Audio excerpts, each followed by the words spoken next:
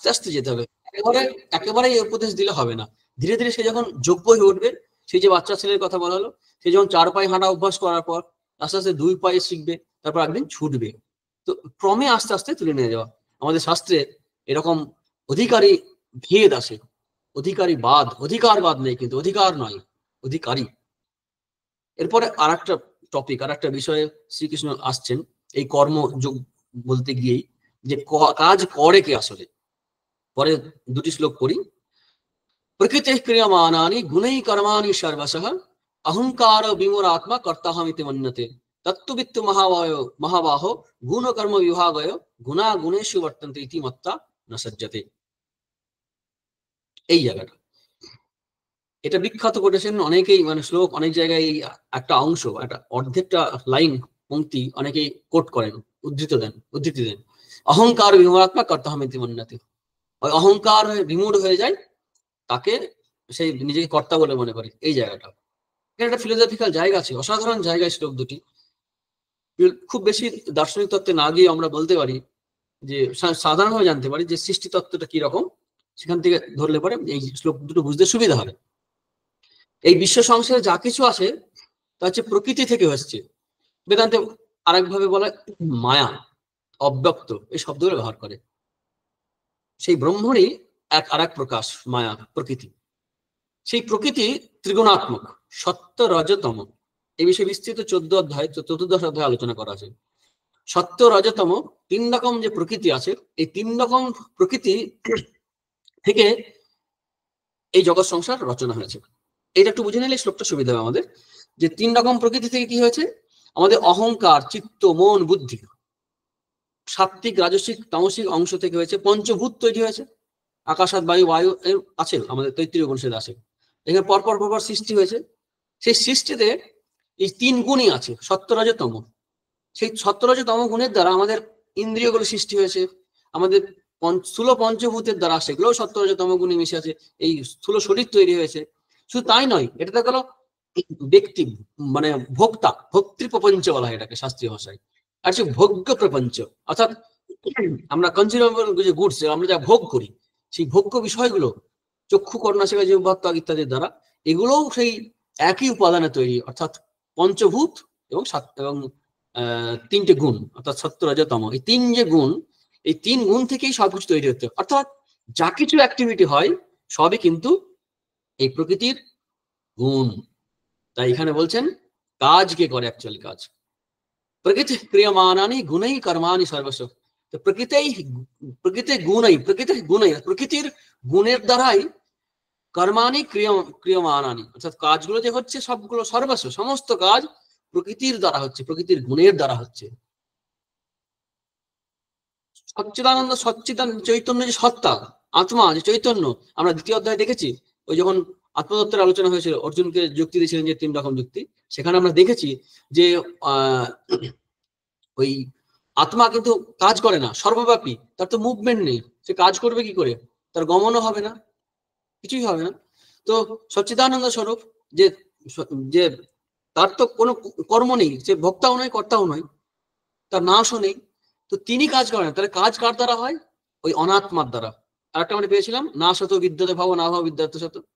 তারপরে মাত্রা স্পর্শা স্তুকন্তীয় বলেছিলাম, জগৎ অনিত্য, এই শরীর নিয়ে, মন নিয়ে কি হবে সহ্য করতে বলছেন।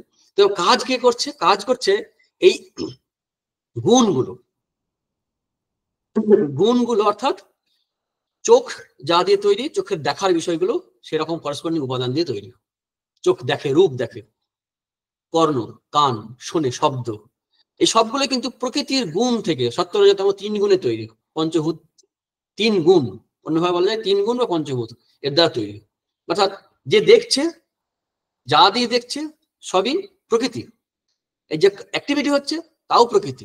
মাঝখান থেকে চৈতন্যের আভাস, যেটাকে অহংকার বলে, কাঁচা আমি, শ্রীরামচন্দ্রের ভাষায় বলতে গেলে কাঁচা আমি, মানে বেগার আমি, ভিখারি আমি, একটা রাজা আমি, অর্থাৎ যার কিছু চাইতে হবে না জগৎ থেকে, জ্ঞান হলে যেটা হয়, সেই সচ্চিদানন্দ স্বরূপ যে আমার চৈতন্য স্বরূপ সত্তা, সেই সত্তা যেটাকে পাকা আমি বলা হয়, শ্রীরামকৃষ্ণদেবের ভাষায় যদি ব্যবহার করি, পাকা আমি, সেই পাকা আমি দ্বারা এই প্রবলেমটা হয় না। কাঁচা আমি কিভাবে, কাঁচা আমির সঙ্গে যদি নিজেকে আইডেন্টিফাই করে তখন নিজেকে আমি করছি, আমার দ্বারা সবকিছু হচ্ছে। অ্যাকচুয়ালি হচ্ছে কি, গুণেই সবকিছু হচ্ছে। মহামায়া জগৎ জননী যাকে বলি আমরা, তার সেভাবে ব্যাখ্যা করা হয় তন্ত্র মতে। এই জগৎ সংসার প্রকৃতির কর্ম, আমরা ভাবে আমি করছি। একটা গান আছে না, হ্যাঁ, তোমার কর্ম তুমি করো মা, লোকে বলে করি আমি। এই তোমার কর্ম তুমি করো অর্থাৎ প্রকৃতি সব কাজ করছে, অথচ আমাদের অহংকার মাঝখান থেকে এসে এই চৈতন্য সত্তার লোয়ার লেভেলে ম্যানিফেস্ট হচ্ছে, এবং সে অহংকার আমাদের হচ্ছে আমি কর্তা। আমি কর্তা নই। কিন্তু এটাও সত্যি, অজ্ঞান অবস্থায় আমরা যে অনুভব করি, এই যে কথা বলছি, আপনারা শুনছেন, এটাও আমি বোধ করছি কি যে আমি বলছি, আর আপনারা বোধ করছেন যে আপনারা শুনছেন। এটা অনুভূতির একটা স্তর, এটাও সত্যি।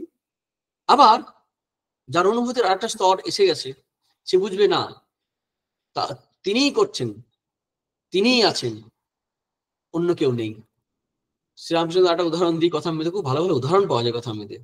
যে একটা পাইপ দিয়ে জল পড়ছে, তো বাচ্চাগুলো ভাবে কি যে সিংহের মধ্যে থাকতো আগেকার দিনে বড় বড় বাড়িগুলো, পুরোনো বনেদের বাড়িতে, সেখান দিয়ে জল পড়ছে, সিংহ যে থাকতো জল পড়া জায়গাগুলো, তো সিংহ তো জল পড়ছে না, জল বাইরে থেকে পড়ছে। তারপর আলু পটল যে লাফাচ্ছে জল গরম করলে পরে সিদ্ধ করার জন্য দিয়েছে, সেটা কিন্তু আলু পটল নিজে লাফাচ্ছে না, ওই তাপ থেকেই লাফাচ্ছে, পরপর তাপ পাচ্ছে আগুন থেকে, আস্তে আস্তে জল গরম হচ্ছে, হাঁড়ি গরম হচ্ছে বা কড়াই গরম হচ্ছে সেইখান থেকে।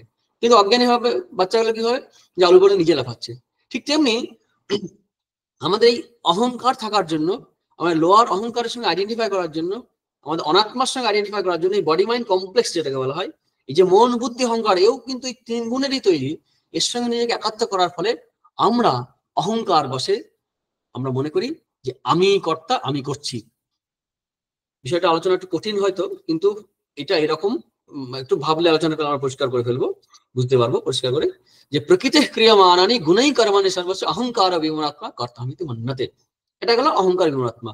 এবার তত্ত্ববিদ, যে তত্ত্ব জানে অর্থাৎ সত্য জানে, তস্য ভাব তত্ত্ব, যেটা ঠিক ঠিক যে জানে, সত্যকে জানে, তিনি কি বলছেন, তত্ত্ববিত্ত মহাবাহ গুণ ও কর্ম বিভাগ, গুণ এবং কর্ম এর বিভাগটা জানে।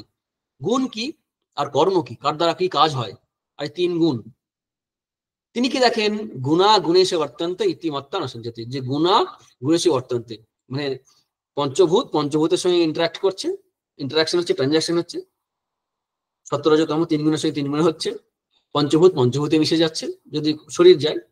এটা যখন জেনে গেল তত্ত্ববিদ জ্ঞানী, তিনি না সজ্জাতে অর্থাৎ তিনি আসক্ত হন না। অর্থাৎ তত্ত্ববিদ মহাবাহ গুণকর্ম বিভাগ হয় গুণা গুণেশে বর্তন্ত। একটা গুণ মানে হচ্ছে ইন্দ্রিয়, আর একটি গুণ মানে হচ্ছে প্রসঙ্গ অনুসারে অর্থ হয়, আর একটি গুণ মানে হচ্ছে ইন্দ্রিয়ের বিষয়।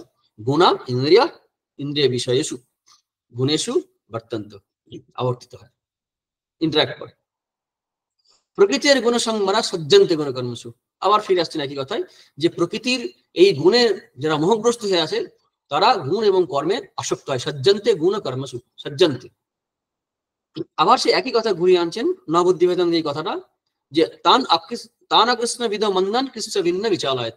সে তাদেরকে, সেই যারা বুঝতে পারছে না, অজ্ঞান অবস্থায় এখনো আছে, তাদেরকে কৃষ্ণবিদ, কৃষ্ণ মানে সবটা জানে, এই কর্মতত্ত্ব, আত্মতত্ত্ব, প্রকৃতি তত্ত্ব যে সবটা জানে, তাদেরকে মন্দান, অকৃষ্ণবিদ মানে সবটা জানে না, তত্ত্ব জানে না, সেই নিম্ন অধিকারী। মন্দ মানে সংস্কৃত অনেক সময় কিন্তু নিম্ন অধিকারকে বলে, খারাপ অর্থে নয়।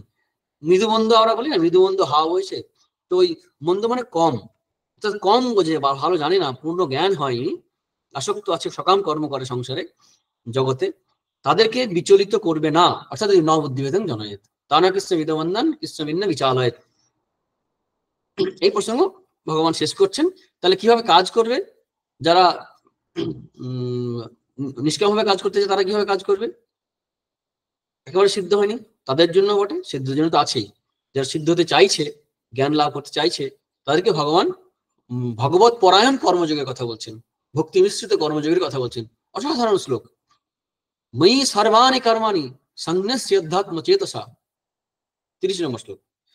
ময়ি সর্বাণি কর্মাণি সংন্যস্যধ্যাত্ম চেতসা নিরাশীর নির্মম ভূত্বা যুদ্ধস্য বিগত জন। এখানে 5টি বিষয় আলোচনা করছেন। অধ্যাত্ম চেতসা অর্থাৎ আমাদের জীবনের লক্ষ্য কি, আত্মা চৈতন্য, এই জায়গাটার সম্বন্ধে সচেতন। অধ্যাত্ম চেতসা, চেতসা বুদ্ধি, মন। আমাদের টার্গেট হচ্ছে অধ্যাত্ম, সাধারণ অর্থে নয়। আমাদের টার্গেট হচ্ছে সেই পাকা আমি স্তরে যাওয়া। সেই আমাদের জীবনের লক্ষ্য স্থির করতে হবে। সেই লক্ষ্য স্থির যখন হয়ে গেল, তারপর কি হবে, সেই লক্ষ্যের যে লক্ষ্য, আমার লক্ষ্য অর্থাৎ ভগবান অথবা আত্মতত্ত্ব, সচ্চিদানন্দ স্বরূপ, নিজের স্বরূপ জানা, সেটা যেতে গেলে কর্মমার্গে দিয়ে যেতে হবে, কাজ করে যেতে হবে। আর সেই কাজ তো করতেই হবে, চাই বা না চাই কাজ করতেই হবে। সবাইকে কাজ করতে হয় শরীর থাকাকালীন, সবাইকে, সজ্ঞানে অজ্ঞানে যেভাবে হোক না কেন। অর্থাৎ অজ্ঞান মানে ওই একদম অজ্ঞান হয়েছে অমন ওই অর্থে নয়, মানে মানে আসক্ত অর্থে। তো সজ্ঞানে বা মানে অর্থাৎ জ্ঞানী বা অজ্ঞানী সবাইকে কিন্তু কাজ করতে হবে। নাহি কষ্টিস খানবে জাতীয় দৃষ্টান্ত কর্মকে। তো কাজ যখন করতেই হচ্ছে, তখন কি বলছেন, যে যেটা আগে বলছিলেন সেটাকে আবার বলছেন যজ্ঞার্থাৎ কর্মন্যত্র। সেখানে যজ্ঞ অর্থাৎ ভগবান বিষ্ণুর উদ্দেশ্যে বলছেন। এখানে পরিষ্কার করে ভগবান তার একরকম অবতারত্ব ঘোষণা করে দিলেন, যেটা চতুর্থ অধ্যায়ে ভালো করে গিয়ে বলবেন, যে মই সর্বাণি কর্মাণি সন্ন্যাস।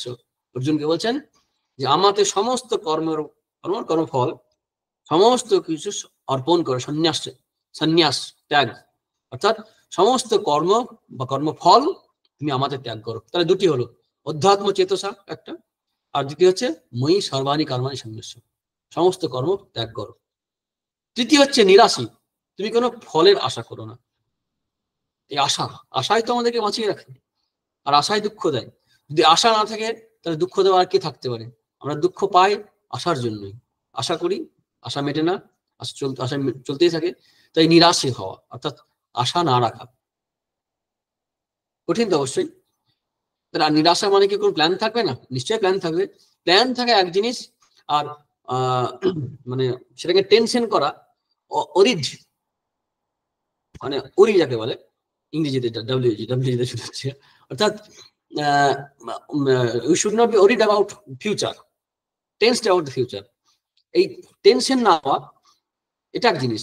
প্ল্যান থাকলেও একটা কাজের একটা প্ল্যান করবো, কাজ করতে গেলে প্ল্যান তো করতেই হবে, কিন্তু প্ল্যান করে একটা কাজ করা আর সেটাকে নিয়ে টেনশন করা, মানে বদারিং অ্যাবাউট দ্য, আমাদের মন কি হয়, বদারিং অ্যাবাউট দ্য ফিউচার আর ব্রুডিং ওভার দ্য পাস্ট, এটা আমরা সবসময় করতে থাকি। এখানে না থেকে কাজে একটা প্ল্যান থাকলো, এবার সম্পূর্ণ মন দিয়ে কিপিং মাইন্ড এট প্রেজেন্ট যেটা বলা হয়, সেই মনটা সম্পূর্ণ রেখে আর কোনো আশার ব্যাপার নেই, প্ল্যান থাকলো, এবং কর্মের ফল যেটা হবে সেটা ভগবানকে সমর্পণ করা হবে। আমি একটা কাজ করছি, কাজ নিলাম, প্ল্যান করলাম, তারপর সেই কাজের সেটাও ভগবানকে জানিয়ে করা, যে এই প্ল্যান হয়েছে, ভগবানকে জানিয়ে। স্বামী যেটা চিঠি লিখছেন, সমস্ত কাজের প্রারম্ভে ভগবান এসে প্রার্থনা করতে, যে তিনি সৎপন্থা দেখাইবেন, তো তিনি সৎপথ দেখাবেন আমাদের বুদ্ধি স্তরে থেকে। তো একটা প্ল্যান হলো, প্ল্যান করে কাজ শুরু করলাম, কাজ হয়ে গেলে কর্মফলটা ভগবান সমর্পণ করলাম।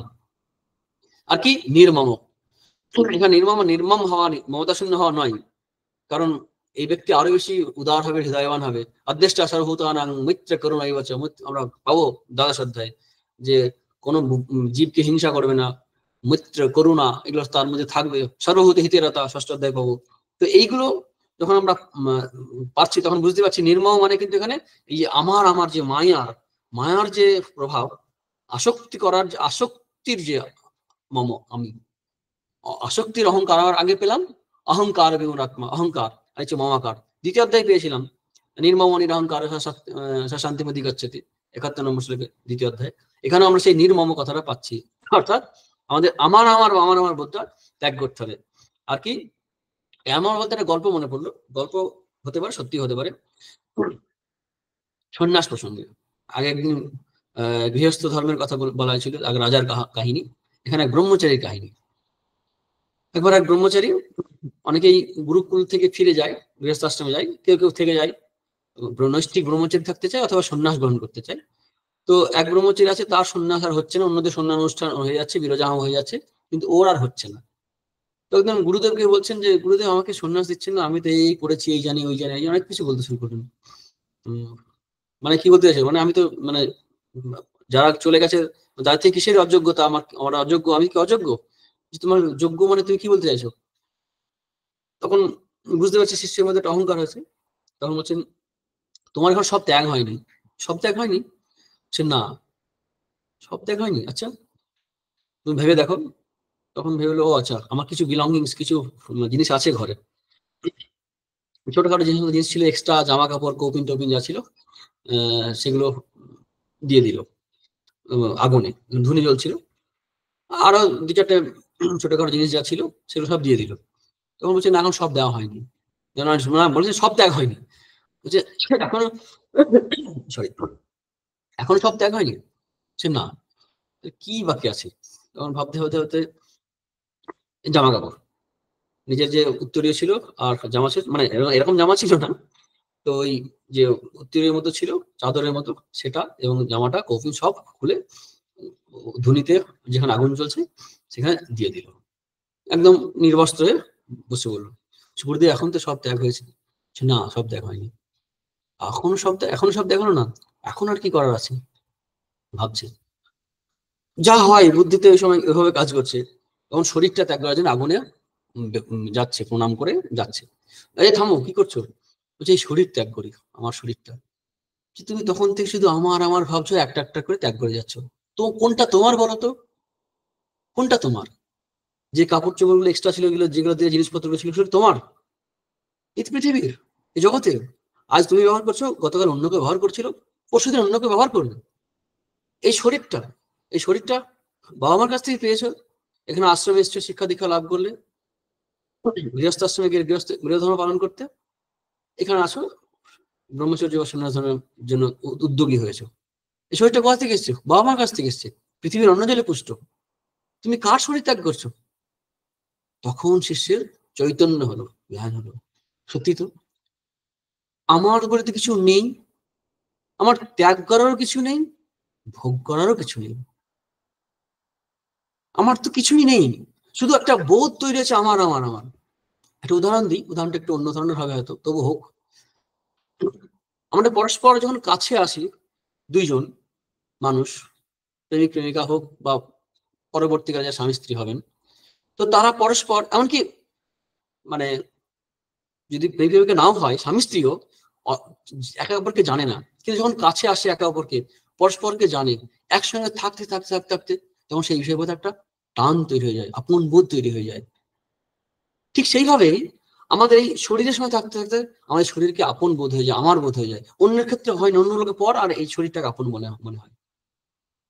এই যে আপন বোধ তৈরি হচ্ছে একটা জায়গায়, একটা জিনিসের সঙ্গে বা একটা ব্যক্তির সঙ্গে থাকতে থাকতে, এইখানে এই মমত্ব বুদ্ধি আসছে, সব থাক, গীতার টার্গেট হচ্ছে এটাই, সব থাক, সবার জন্য জীবন দিই, সবার জন্য কাজ করি, কিন্তু আমার আমার এই বুদ্ধি, আসক্তির যে আমি, আমার আসক্তি যেটা আসক্ত করছে, বন্ধনে ফেলছে, সেই নির্মম হতে হবে। অর্থাৎ আমার বলো না, জগৎকে ভালোবাসো, জগতের জন্য প্রাণ দাও, জীবন দাও, সব দাও, শুধু আমার বলো না।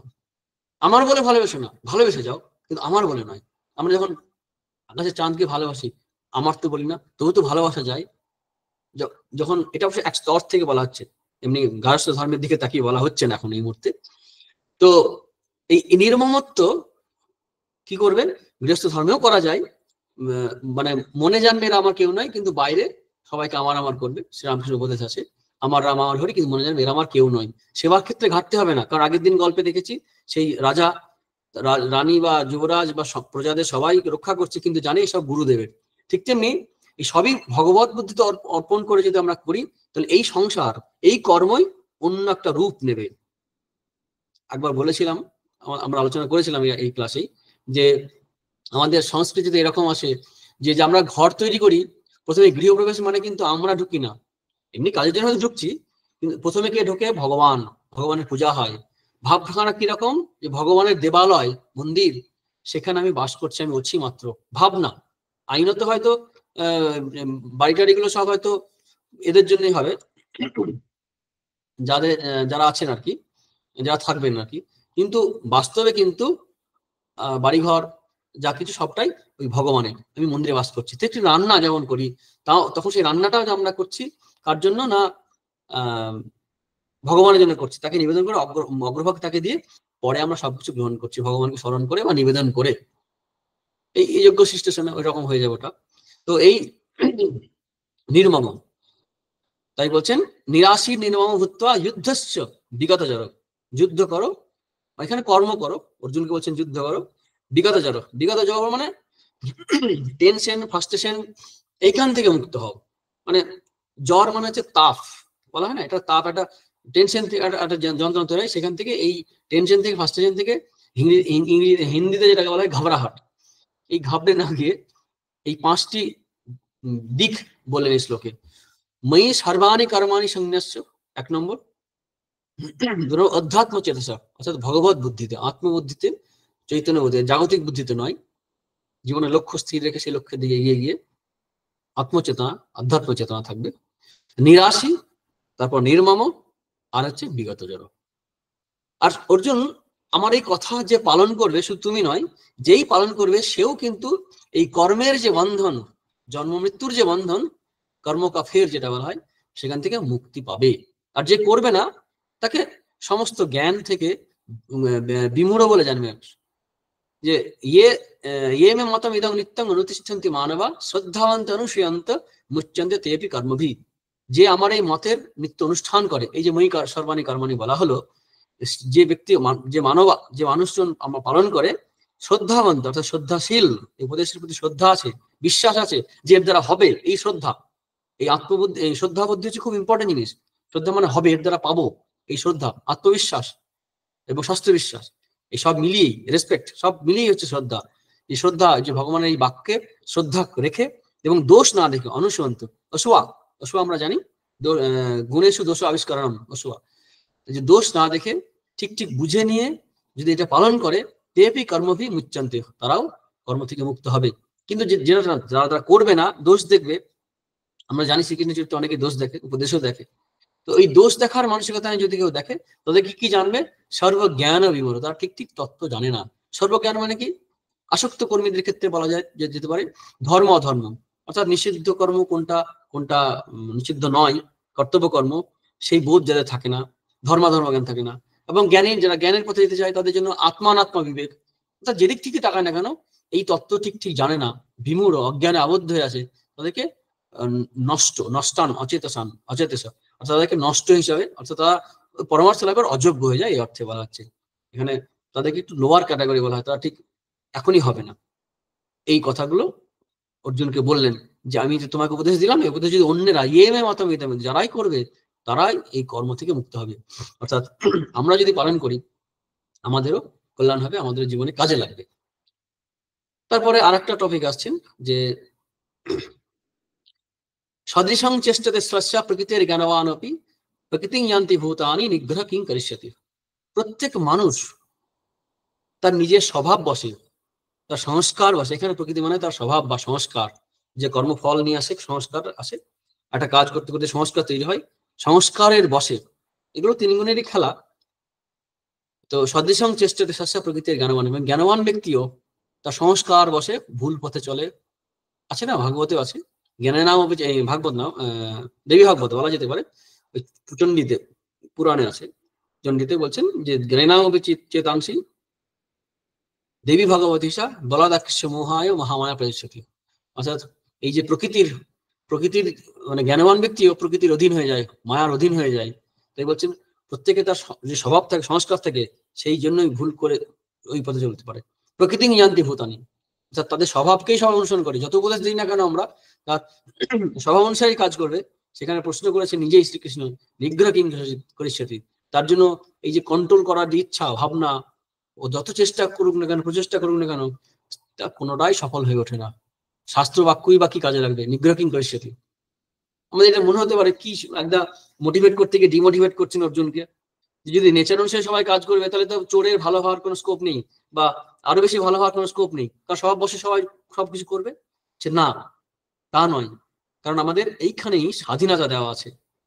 স্বাধীনতা দেওয়া আছে বলেই পরের শ্লোকে বলছেন যে এই আমাদের মূল বিষয় হচ্ছে কি রাগ দেশ, এই রাগ দেশের অধীন না হতে বলছেন। না হতে বলছেন মানে আমাদের ফ্রিডম আছে, ফ্রি উইল আছে। ইন্দ্রিয়ের স্বার্থে রাগ দেশে ব্যবস্থিত। ইন্দ্রিয়ের সঙ্গে ইন্দ্রিয়ের বিষয়ের অনেকবার আলোচনা হয়েছে, আবার অনেকবার হবে ভবিষ্যতেও, অনেক শ্লোকেই আছে এগুলো, যে ইন্দ্রিয়ের সঙ্গে বিষয়ের যে আসক্তি, আকর্ষণ, তার প্রতি আমাদের রাগ আর দেশ থাকে। কোনোটা পছন্দ করি রাগ, কোনোটা অপছন্দ করি অ্যাভারশন, পছন্দ করি না আর কি, সেটা হচ্ছে দেশ। এটা ব্যবস্থিত, নেসেসারিলি ফিক্সড, মানে আছেই। আমাদের ভালো লাগবে, কোনোটা ভালো লাগবে না, কোনোটা ইচ্ছা হবে, কোনোটা ইচ্ছা হবে না, এটা স্বাভাবিক। বলছেন শ্রীকৃষ্ণ বলছেন এই দুটির বশে যেন না আসে আমরা, তয়োর না বশ আগচ্ছেদ তৈয়াস্য পরিপন্থী।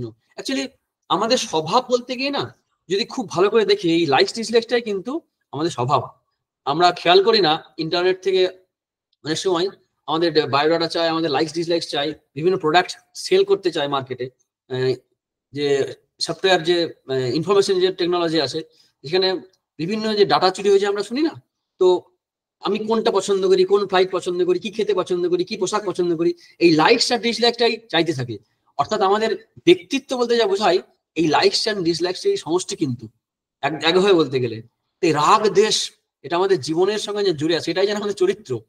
শ্রীকৃষ্ণ বলছেন যে এই রাগ দেশ থেকে আমাদের বেরিয়ে আসতে হবে, তাদের বশীভূত হলে চলবে না।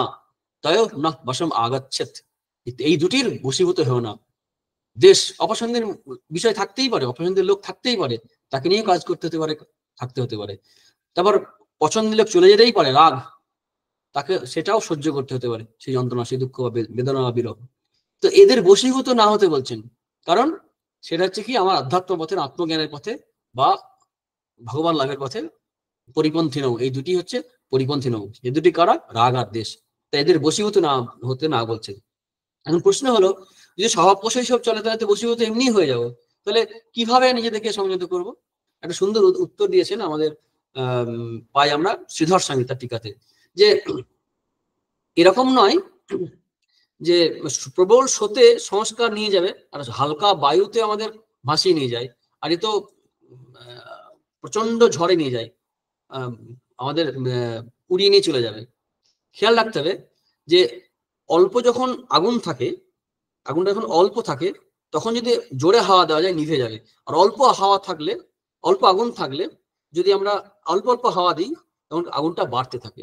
তো আমাদের প্রথম যখন আমাদের ফার্স্ট টাইম যখন আমার অধর্মীয় চিন্তা কিছু আসছে মনের মধ্যে, প্রথমে ইনিফ দা বার্ড, প্রথমেই সেটাকে নাশ করতে হবে। সেকেন্ড টাইম দিলেই কিন্তু সে বাড়তে থাকবে, থার্ড টাইম দিলে তো আস্তে আস্তে বাড়তেই থাকবে, ভান্ডার আছে মানে বাড়তেই থাকবে, আমাদের আউট অফ কন্ট্রোল হয়ে যাবে। তাই প্রথম যখন থটসটা আসছে, ভোগের বৃত্তি, যেটা নিষিদ্ধ, যেটা উচিত না, যেটা আমি চাইছি না, আমার আদর্শের দিক থেকে যেটা অনুপযুক্ত, সেখানে প্রথম চিন্তাতেই একটা খারাপ চিন্তা আসলো, চিন্তার কোনো কারণেই, কিন্তু সেকেন্ড যাতে না আসে প্রথমেই কন্ট্রোল করতে হবে। কিভাবে করতে হবে? ওখানে বলছেন পরমেশ্বরের ভজন করতে হবে, পরমেশ্বরের ভজনের দ্বারা। যেমন স্রোত যেমন নিয়ে যেতে চাইছে, স্রোতে নিয়ে যাওয়ার, স্রোত প্রবল হওয়ার আগেই আমাকে আগে নৌকায় উঠে পড়তে হবে। নৌকায় উঠে পড়লে কি হবে? ওই জলস্রোত থেকে আমাকে ডুবিয়ে দেবে না। এই উদাহরণটা দিয়েছেন শ্রীধর স্বামী তার টিকাতে, গীতার এই শ্লোকটার টিকাতে। অর্থাৎ কি, যে আমরা মানে আরেকভাবে যদি আমরা বলি যে যদি আগুন লাগে, তারপরে আমরা ফায়ার ব্রিগেডকে ডাকা, তারপর জল ব্যবস্থা করা, জলের যদি পুকুর না থাকে ফায়ার ব্রিগেড কতক্ষণ বা জল সাপ্লাই দেবে? তো তারপরে পুকুর খনন করে তো লাভ নেই, পুকুর খনন আগেই করে রাখতে হবে, এতে বিপদে অসময়ে কাজে লাগে। যারা টাকা পয়সা নিয়ে খুব সচেতন, তারা ভবিষ্যতে জন্য টাকা জমিয়ে রাখে, কিন্তু অর্থ জমিয়ে রাখলেও অন্তরের যে অর্থ দরকার, অর্থাৎ অন্তর্জীবনটা সেখানে করে রাখে না। তাই ক্রাইসিস পিরিয়ডে তারা ভেঙে পড়ে। তো সেই কারণে আমাদের দুঃখের সময়ে জন্য সুখের সময় প্রস্তুতি নিতে হবে।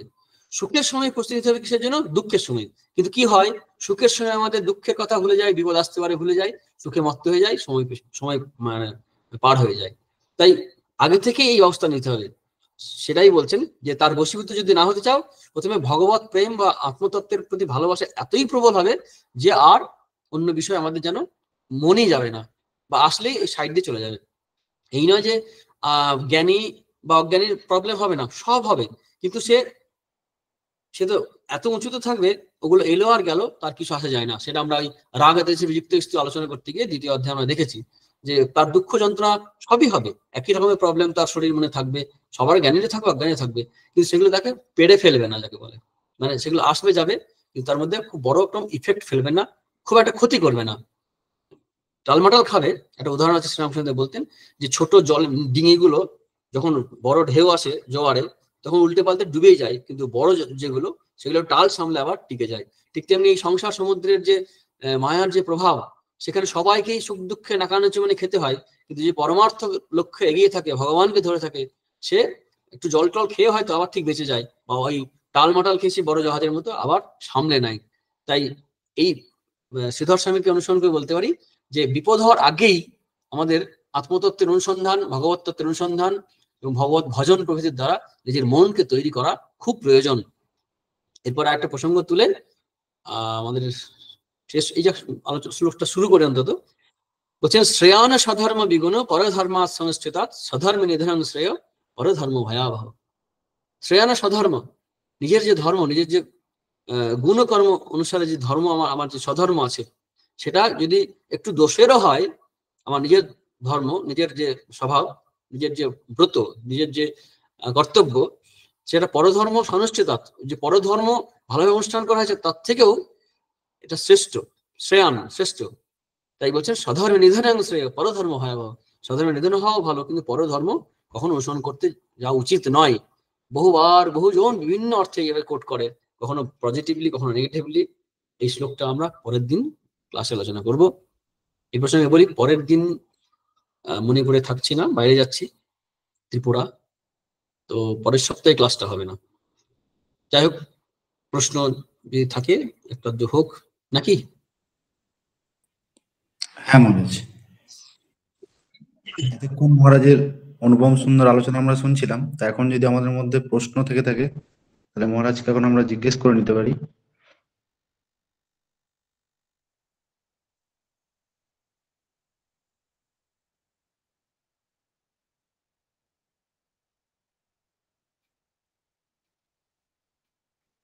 স্বপনদা।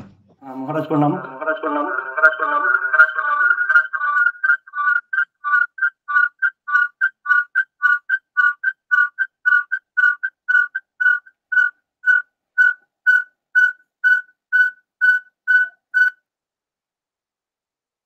মহারাজ হয়ে আছে?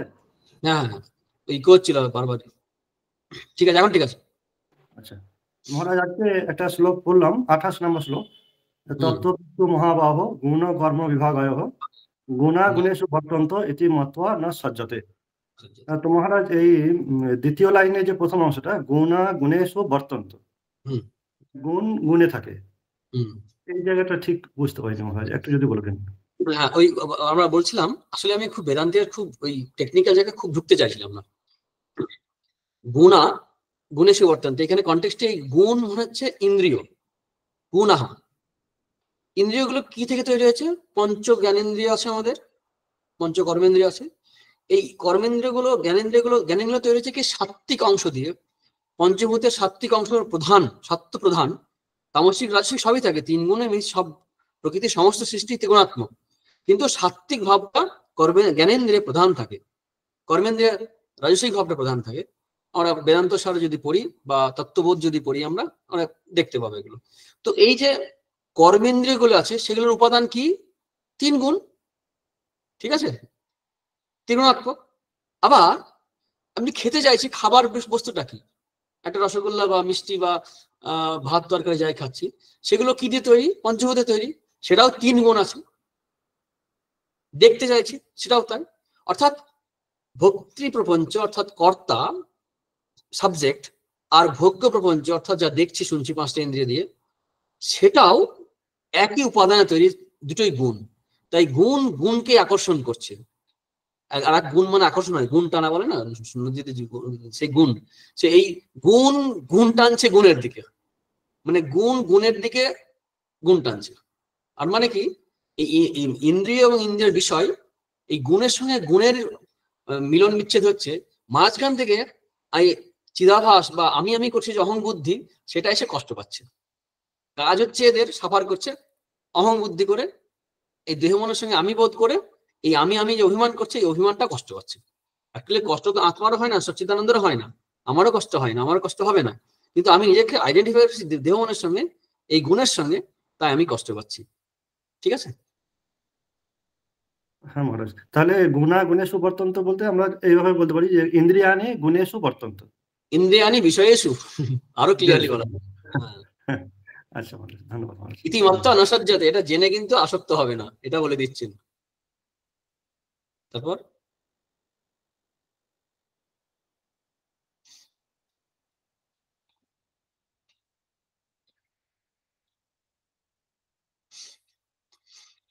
क्वश्चनान्तरं, प्रश्नान्तरं।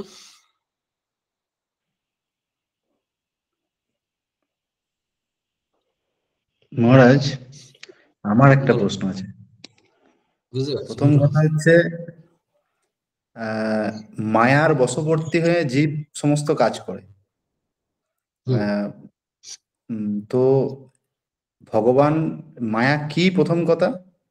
আর দ্বিতীয় কথা, ভগবান মায়া সৃষ্টি করলেন কেন? হুম প্রথমত হচ্ছে এই মায়া কি, হুম এটা বলতে গেলে আমাকে মায়া কি বুঝতে হবে, আর যখন বুঝবো তখন আর বলতে পারবো না। একবার স্বামী বিবেকানন্দ কাকে প্রশ্ন করেছিল, মায়া ব্যাপারটা জানতে চাই, লেকচার পড়ে বুঝতে পারিনি, স্টেটমেন্ট অফ ফ্যাক্ট বলেছিল। What ever is happening in this world, যা কিছু হচ্ছে সবই স্টেটমেন্ট অফ ফ্যাক্ট। বাবা ছেলের জন্য ছুটছে, ছেলে বাবার জন্য ছুটছে, বন্ধু বান্ধবীর জন্য ছুটছে, বান্ধবী বন্ধুর জন্য ছুটছে, বন্ধু বন্ধুর জন্য ছুটছে, গরিব খাবার জন্য ছুটছে, বড় লোক ক্ষমতা দখল করার জন্য ছুটছে, আর অধিকার, সবটাই ফ্যাক্ট, যা কিছু ঘটছে সবই মায়ের মধ্যে হচ্ছে। একবার স্বামীজিকে প্রশ্ন করেছিলেন, স্মৃতি কথায় পাওয়া যায়, মায়া ব্যাপারটা কি। স্বামী যখন বলতে শুরু করলেন দেখছেন জগৎ সংসার বিলীন হয়ে যাচ্ছে। তা যা কিছু হচ্ছে সবকিছু এই মায়ার মধ্যেই হচ্ছে, সবকিছু, এভরিথিং, এই ক্লাস, গীতার ক্লাস পর্যন্ত। এমনকি একটা লেভেল থেকে যদি বলা যায় গীতাও মায়ার মধ্যেই। এটা বিদ্যা মায়া, অবিদ্যা মায়া নয়। অবিদ্যা মায়া বন্ধন করে, বিদ্যাময় বন্ধন খুলে দেয়। হুম হ্যাঁ, আর কেন সৃষ্টি করলেন এই প্রশ্ন করা যাবে না, কারণ সৃষ্টির, এই মায়া সৃষ্টি হওয়ার পরেই বাকি সৃষ্টি হয়েছে, কার্যকরণ তৈরি হয়েছে সেখানে। কেন প্রশ্নটা করা যায় না লজিক্যালি, আর এক দিক থেকে উত্তর দেয় সাধারণত, যে কেন করলেন, তার কার্যকারণ সবাকারণ নেই, তথায় তার অধিকার, তার লীলা, লোকবত্ত লীলা কে বললাম, তার ইচ্ছা। তিনি অপূর্ণান্ত, তিনি পূর্ণ, তিনি খেলবেন, লীলা করবেন, নিজে ভিখারি হবেন, নিজে রাজা হবেন, নিজে নিজেকে মারবেন, কাটবেন, আনন্দ করে ফুর্তি করবেন। এই ভগবানকে জানতে হলেই, ভগবানের লীলা সঙ্গী হলেই তখনই জগৎকে এনজয় করা যায়, আর নাহলে সাফার করতে হয়। ওই যে একটা কথা বললাম না, তখন আলোচনা করতে করতে আমরা আলোচনা করছিলাম যে ওই যে অজ্ঞানী ব্যক্তিরা সুখের জন্য কাজ করে, আর জ্ঞানী ব্যক্তি সুখের সঙ্গে কাজ করে। হুম হুম কেউ কষ্টে রিলিফ বা আনন্দ ভিক্ষা পাওয়ার জন্য ছুটছে, দুটো খাবার পাবো, দুটো পাবো, কিন্তু আরেকজন সে খাবার নিয়ে যাচ্ছে, খাবার দিচ্ছে, সে আনন্দে দিচ্ছে, তার ভিতরে জানিস হচ্ছে আনন্দ। বা সেও যদি গরিব হয় বা দুঃখী হয়, সেও জানবে যে এই শরীরের জন্য আমি খাবার চাইছি। এটা একটা ফিলিংস এর ব্যাপার, অনুভূতির জায়গা। তো সেটা তার লীলা। মায়া সৃষ্টি করলেন কেন, না করলেই তো পারতেন, করেছেন তার লীলার জন্য। একহম ভস্যাম প্রজায়তি উপনিষদে আছে, এক আছে, ইচ্ছা হলো তার। কেন ইচ্ছা হলো প্রশ্ন করা যাবে না। একবার নন্দ বসু প্রশ্ন করছেন, তিনি যে লীলা করছেন আর আমরা যে মরি, তুমি কোথায়? তার আচ্ছা খুশি যে তুমি নেই, খুঁজতে গেলে দেখো আস্তে আস্তে তুমি থাকবে না, তিনি এসে যাবেন। তুমি কি শরীর, তুমি কি মন, তুমি কি বুদ্ধি? এই করতে করতে যদি বিশিষ্ট অদ্বৈতবাদ বা অদ্বৈতবাদ থেকে দেখা যাবে আমি তো নেই, আমি নেই, তিনি আছেন। শুধু আমার অহংকার বিমরাত্মক করতে আমি তেমনিতে অনুভূতি না হওয়া পর্যন্ত আমি করছি বটে। অনুভূতি হলে জলের তরঙ্গ জলে করলয়, চিদ ঘন নিরঞ্জন। গান আছে, কৃষ্ণের ভজন আছে, দীনবন্ধু কৃপা সিন্ধু। কিন্তু এই সবই তার লীলা। ওই যে নজরুলের গান আছে না, খেলিছে বিশ্বরে বিরাট শিশু আনে মনে, সবই আমাদের টার্গেট হচ্ছে এটাকে জানা। এত বেদান্ত, এত গুণত্রয়, পঞ্চভূত, সবই অদ্ভুত হয়ে যাবে যদি সেই মহাভূতের ভূত অধীশ্বরকে যদি পাওয়া যায়, ভূতেশ্বর মহাদেব শিব, তাকে যদি পাওয়া যায় সব ক্লিয়ার হয়ে যাবে। তার আগে বন্ধু যতক্ষণ না বুঝতে পারছি, শ্রীরামকৃষ্ণ উদাহরণ, বুড়ি ছুলে আর চোরাতে হয় না, বুড়ি না আসা পর্যন্ত এই দুঃখ সংসার জগৎ যন্ত্রণা আমি দেখতে থাকবো। অনুভূতি না হওয়া পর্যন্ত থাকবে। অনুভূতির পরেও থাকে, জগৎ যারা থাকে তারও একটা কনসেপ্ট আছে, এই লোক কল্যাণের জন্য লোকসংগ্রহ, যেটা গীতায় আছে। মহারাজ, আমার মনে হয় পুরুষ সূক্তে এই কথাটাই বলেছে। ওখানে বলা হচ্ছে যে প্রাণীগণের ভোগের নিমিত্ত তিনি কারণ কারণ স্বরূপকে অতিক্রম করে তিনি দৃশ্যমান স্বরূপ ধারণ করলেন। এখানে মানে মায়ার বশবর্তী, মানে মায়াকে সৃষ্টি করলেন, আমি বুঝতে পারছি যেটা আপনার কথা থেকে, মানে ওই জিনিসটাই ওখানে অন্যভাবে বলা হয়েছে। ওই বেরোদানকে ক্লিয়ার করে আছে, ভক্তি প্রপঞ্চ ভোগ্য প্রপঞ্চ, অবিদ্যা একদম কাম আছে, ভক্তি প্রপঞ্চ সৃষ্টি করলেন, ভোগ্য প্রপঞ্চ সৃষ্টি করলেন। এটা হচ্ছে অধ্যারপ পরিষদের প্রথম। তুমি মধুকাণ্ড যদি দেখো তাহলে দেখবে প্রথম অংশে কিভাবে সৃষ্টি হচ্ছে, তারপর অপবাদ, আবার সৃষ্টিটাকে আবার রিভার্স ব্যাক করছে। জগৎ সৃষ্টি হচ্ছে প্রপঞ্চ, সেখানে ভক্তি ভোগ্য প্রপঞ্চ দুরকম সৃষ্টি করছেন। অন্য সৃষ্টি হচ্ছে, এসব আছে। অন্নাথ ভবতি ভূতানি, তো গীতা তো সেসব জায়গাতেই সব নেওয়া আর কি। ভগবান শ্রীকৃষ্ণকে বলে না দুগ্ধা গোপালানন্দ, তিনি সমস্ত উপনিষদ থেকে মানে দুধ দুয়ে এক জায়গায় করেছেন, হ্যাঁ, মানে গরু। তো শ্রীকৃষ্ণ তো বিভিন্ন জায়গা থেকে আমরা যদি পড়ি, বিভিন্ন উপনিষদ থেকে বেদের কর্মকাণ্ড জ্ঞানকাণ্ড সব জায়গা থেকে নিয়ে একটা সুন্দর মালা বানিয়েছেন গীতায়। তো ভক্তি উপনিষদেও আছে এবং মানে সংহিতাতেও বিভিন্ন জায়গাতেই একই কথাই বলা হয়েছে। ঠিক আছে মহারাজ, ধন্যবাদ। আজকে মনে হয় আর প্রশ্ন নেই কারোর। আপনাদের মধ্যে থেকে আর কি কারোর প্রশ্ন আছে?